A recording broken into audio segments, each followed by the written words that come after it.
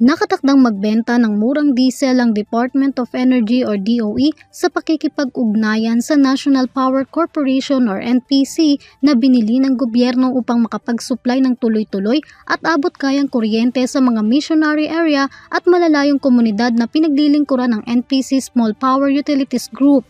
Sa ilalim ng Emergency Energy Security Program ng pamahalaan, magbebenta ang Philippine National Oil Company Exploration Corporation ng hanggang 45 milyong litro ng diesel sa halagang 80 pesos kada litro sa loob ng susunod na 3 buwan para sa mga new power providers at microgrid system providers na pagpapatakbo sa mga off-grid area.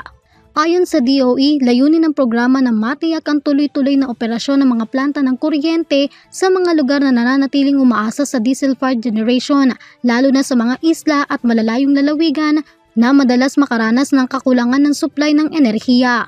Ang direktiba ay alinsunod sa utos 3 ni Pangulong Ferdinand R. Marcos Jr. sa ilalim ng deklarasyon ng Executive Order No. 110 o State of National Energy Emergency at ng Unified Package for Livelihoods, Industry, Food and Transport or UPLIFT Framework upang mapanatili na maaasahan at abot-kayang serbisyo ng kuryente sa buong bansa.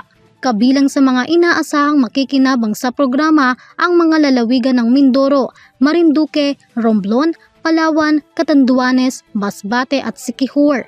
Pati na rin sa iba pang off-grid communities na malaking bahagi pa rin ng supply ng kuryente ay mula sa diesel generation.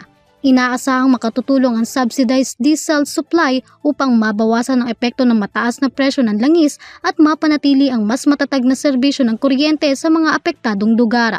Para sa EuroTV News, Graciela Corazon, sumasaludo sa bawat Pilipino.